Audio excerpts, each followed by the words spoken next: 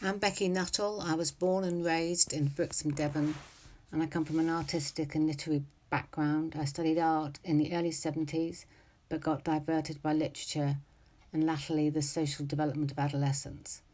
The research undertaken as part of my MA reconnected me to my own 1970s adolescence and its influences, which inspires my art and poetry. I'm a published poet and I perform my poetry locally. My artwork, Bedroom Shrine to the Virgin of the Rocks, was shortlisted for the Royal Academy Summer Exhibition 2017. Claire Jenkinson. The painting of my favourite brushes I wanted to share expresses how I feel when I get time in my studio. That lovely feeling that you get in an artist materials shop, looking at rows and rows of gorgeous colours, and you can see the possibilities of creating things.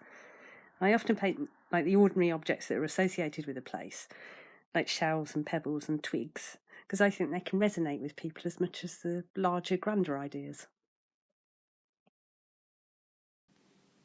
My name is Donovan Co. I'm interested in exploring the spaces that I have occupied in my past and in the present. How do I locate myself between opposing thresholds? How do I transition from one physical, psychological space to another? What is private and public? What is inside and outside? What should be revealed and what should be concealed? The space of the home is the most personal and private space. It is comfortable and it separates me from the outside world. But for me, a home is not a fixed space, but an imperfect space that changes or moves along with time. It is a temporary space that requires settlement and adaptation. Also, home is paradoxically comfortable, warm, complex, limited, temporary, divided, and empty. The spaces I have stayed in for a period of time have all become home to me both psychologically or physically. I have thought about finding the meaning of the space I inhabit and considered what home means to me. As an artist living in an era where one moves around and has to remain flexible while staying for a varying length of time in different accommodations and cultures, adapting to the role of the migratory citizen of this contemporary world. My name is Emily Christine Newman, and the piece I am presenting as part of The Art of You is called Reach, Grasp. My name's Emma Waldman. I started drawing about 6 years ago. I'd always been really interested in art, and so I finally decided to go to a local art workshop run by a really talented artist in Cornwall. And she showed me some different techniques to drawing, and I came away really determined to draw something better than I had been doing in the workshop, which was like a blurry duck I think I'd managed to draw at the time. And then over the last 6 years, I've drawn lots of things to try and get my skills up to scratch. I've developed my own techniques and ways to draw over the last few years, and I've found that I work best layering pencil onto the paper over and over again until I get the right tone and depth that I need for the drawing. And since I started drawing, I've drawn many things, including commissions for other people, wildlife, and anything that I find sort of emotive or something or someone that seems to have a certain kind of depth to them. And that includes this Himba woman drawing that's on display today. My name is Felipe Travis. I am 23 years old, and I'm an artist. I see the world differently, and I'm constantly separating myself from where I am. So I want you to look at my painting and let it deliver you to where you feel safe, to where I feel safe.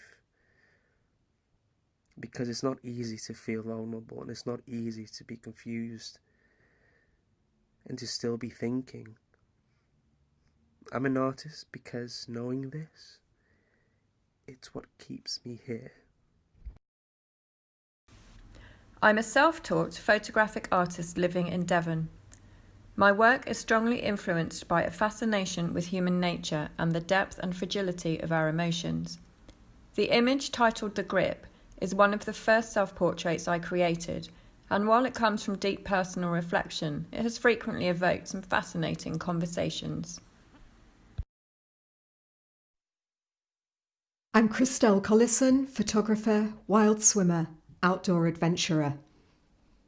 I've walked, swam and meandered through the landscape in rain, wind, ice and sun for as long as I can remember.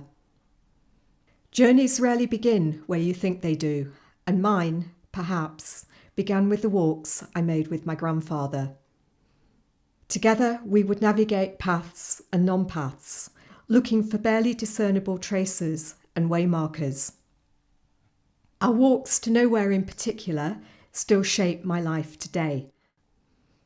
I feel more comfortable outdoors, and the words of John Muir, "Going out, I found I was really going in," are particularly resonant to my photographic practice. Journeys on foot are a meditative act, a way of calming my senses and connecting the past and present, the visible and invisible. I'm drawn to fragile, neglected and dormant spaces, and often visit the same places again and again. Within the familiar, it's still possible to get lost. I use my camera as a diary, journal and sketchbook, and photograph places that evoke a particular feeling or emotion. The photographic space allows me to have an internal dialogue and add layers, stories and memories to tracks, pathways and causeways traversed and passed through by people I'll never know or meet. I'm an artist and writer based in Norwich, United Kingdom. I'm a Master's Fine Art graduate from Norwich University Arts 2014. This practice and research conveys a visual language that demonstrates the fluid ambiguity of meaning and reading. Challenging linguistic traditions and methods of creation prompts the study of meaning, letter and line.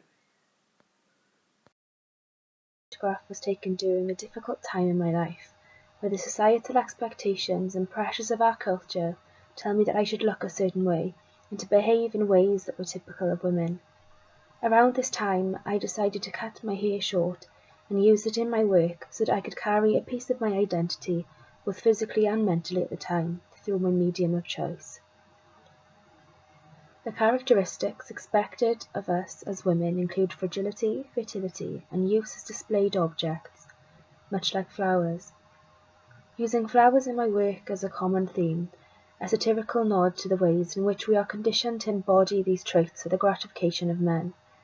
This photograph is an emblem of my liberation to the structures of society relating to female behaviour and stands against that which is expected of us.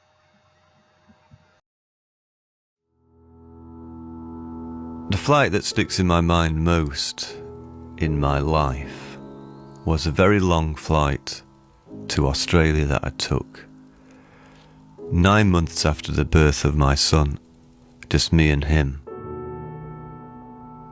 It felt like I was delivering something very precious and very fragile. But all those intimations of mortality and stuff seemed thrown into sharper focus somehow, when travelling with someone who's oblivious to it all. It still is a miracle that you're up in the air. My name's Willie Robb. I'm a photographer, video producer and artist based in the southeast. The quote from Jarvis Cocker is a good introduction to my body of work, Parking Among Trees. They were the observations I made after unexpectedly becoming a dad in 2009. I'd graduated in 2008, so I was still finding my voice, and I think that my life was the best subject at the time. It was convenient. I made the images at work, at home and everywhere in between. It was kind of a attempt to cope with rapidly changing circumstances. Hello, my name is Brian Roberts. I'm not an artist, I work in tourism, but I've been making this opera house for quite some time, in fact 30 years, so it's not so much a labour of love as a marathon of love.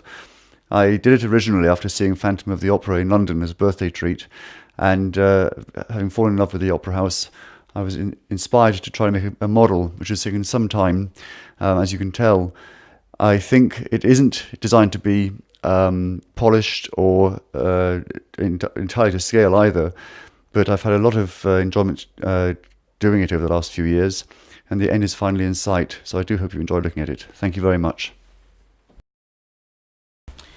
I would like first to introduce myself, Christoph Speidel. I'm an artist specialized with logo art and calligraphy and typography. And this has been a last-minute chance for me, like a spontaneous opportunity to exhibit my art in Turkey. You probably know that there is a film called Lord of the Logos, and excerpts of that movie have been made in this gallery when I was comparing the concept of white space with dark space, like it was in London. Artisan Gallery is an example of white space. So on here I would like to talk very briefly about the 7 pieces of work I have submitted. Number 1, 3 Witches. I was commissioned for a logo for a band called 3 Witches. I've been sending lots of sketches and then drafts, and once I got the whole logo developed, the band didn't like anymore the idea of having the snakes, which was their initial concept. So they've just asked me to try something, but they didn't specify, they were not clear in what. So I've made a lot of options. On this particular rendition of the 3 Witches, I came with the fun idea to do each bar of the Roman 3 as a broom. You know, the broom from the Sorcerer's Apprentice. It's great to start being a sorcerer's apprentice, to learn trick that your masters, but it's also a good thing if you can know how to control them. It's great to put a broom to life and make him the hard work to carry the buckets of water to the cauldron, but you also need to learn the trick how to make this broom stop. So the Sorcerer's Apprentice has made this broom working very well, but he couldn't stop it. So the sorcerer took an axe and he slashed the broom in 1,000 shards. But what happened is that magic broom, each shard has actually recreated a new broom that immediately started carrying the water in the cauldron, and that caused an absolute disaster. The second one is Noir Désir. Noir Désir is a French rock band that inspired me when I was a teenager, and lately I sort of got back to this song, and that song got into me, especially the song Le vent nous portera, the wind will take us, as well as Bernard Cantat, who did the movie Colette une femme libre with Marie Trintignant and then killed her while doing the film in Vilnius. It sort of inspired me to create a logo for the name Noir Désir. Corey Willoughby is a photographer who has commissioned me for a personal logo that he's going to use for his watermarks, so he can identify himself as a photographer. There's been quite a lot of photographers who contacted me to commission me for a logo for their names. Fairy Forest. It's originally an idea of me being away with the fairies The fairies are in the forest. The fairies, they're in Dartmoor, they're in many parts of the woods. They're the dream creatures, they're the ondines, les sirènes, les ondines, les fées, Brocéliandre. The beauty of the nature untouched, the legendary side of the forest, and that is a very strong Gaelic tradition of the fairies in the forest. And there is actually a themed exhibition going to happen very soon called actually Fairy Forests, regrouping Katia Wojtkow and Isabella Rasmus. And this one will be held more than likely in the south of Belgium. The next one is called Why. I'm asking why people are not responding to my messages. Why people suddenly get unresponsive once I told them the price. Why nobody says goodbye. Why Circassians have been expelled from the Caucasus and the Black Sea. Why Sochi Olympics have been the most controversial games in the world. Why? So this is how I turn the word why into an ambigram with the question mark. Optimism. Optimism, like the tree of life. Tant qu'il y a de la vie, il y a de l'espoir. When there is life, there is hope. And you always need to be optimistic. You cannot be pessimistic because you're not going to achieve anything in your life. Being optimistic, but also being realistic. You need to be positive in some way. Ekaterina Lishina. She is the tallest female professional woman. She is Russian. And it's actually being one of those people you actually wouldn't believe actually exist that motivated me to create a logo design with her name.